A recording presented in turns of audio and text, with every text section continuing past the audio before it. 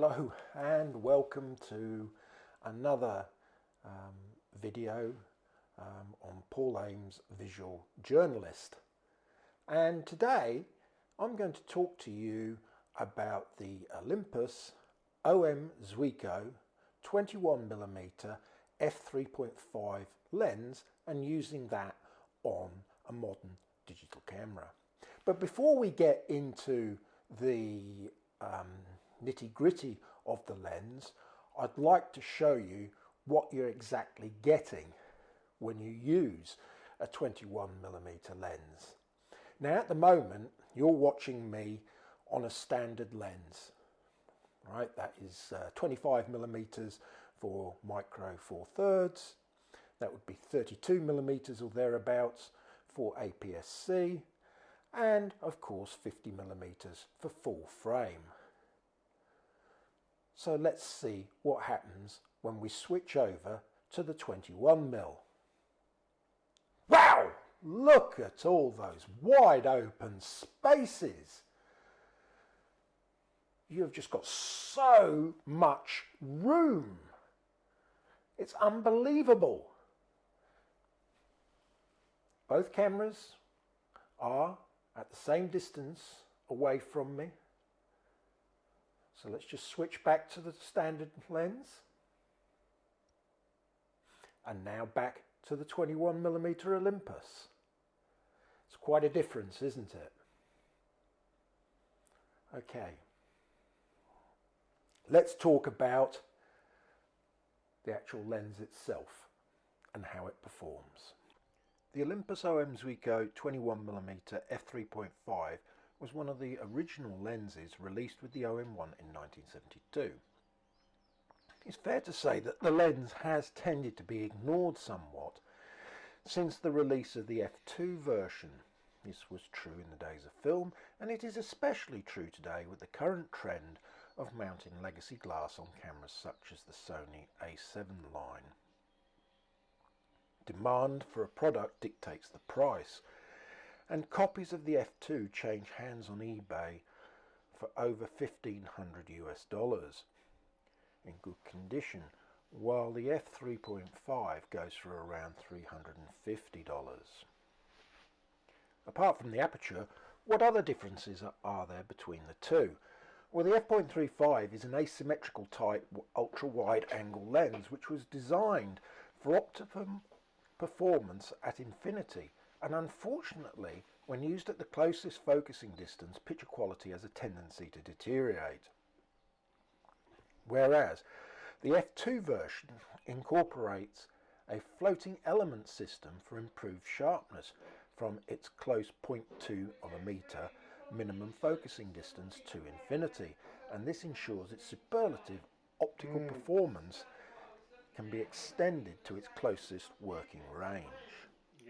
So what are the advantages of the 21mm 3.5?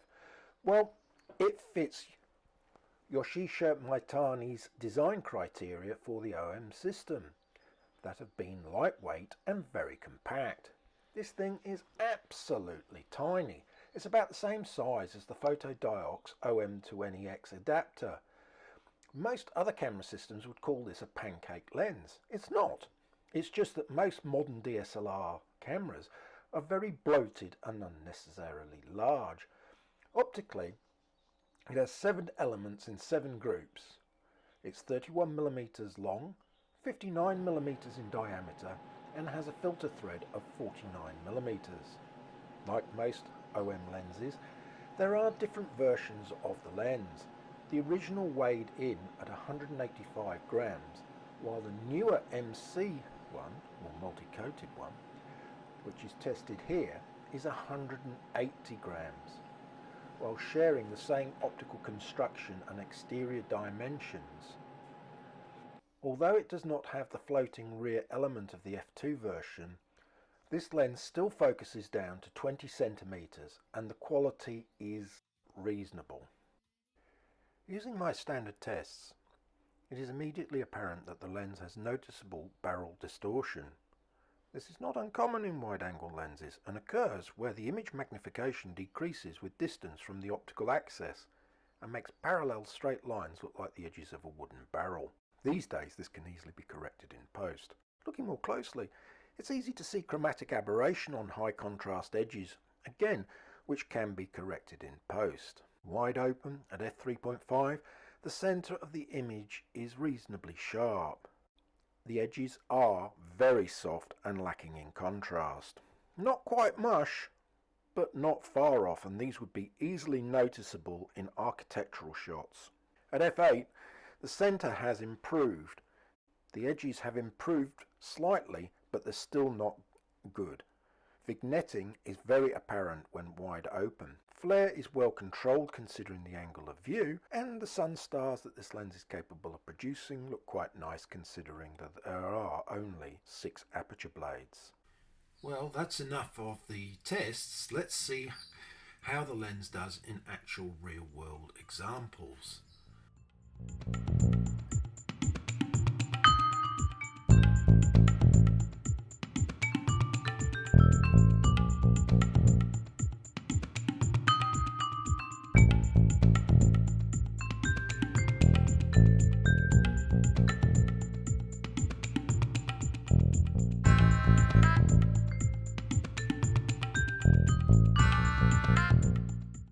So although the tests indicate that the lens isn't a very good performer, in actual usage it does seem to be quite decent.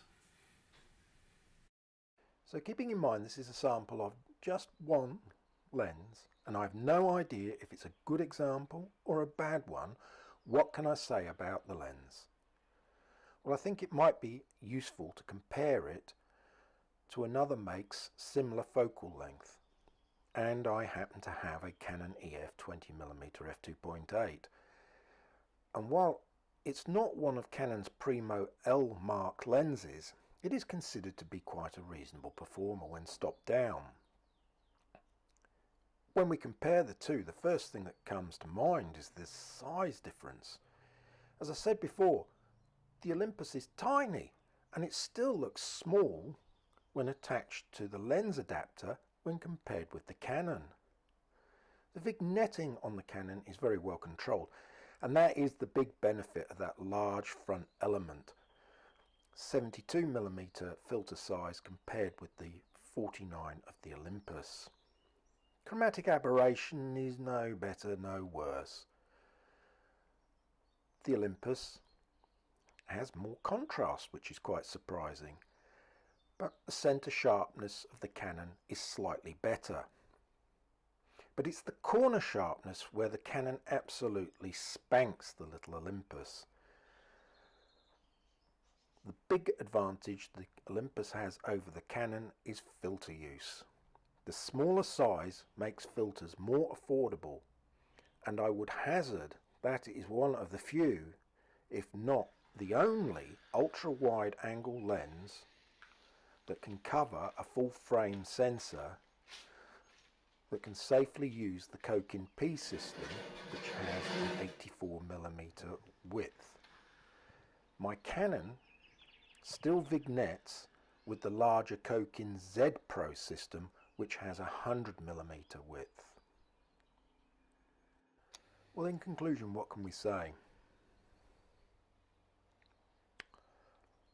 Well, the results speak for themselves.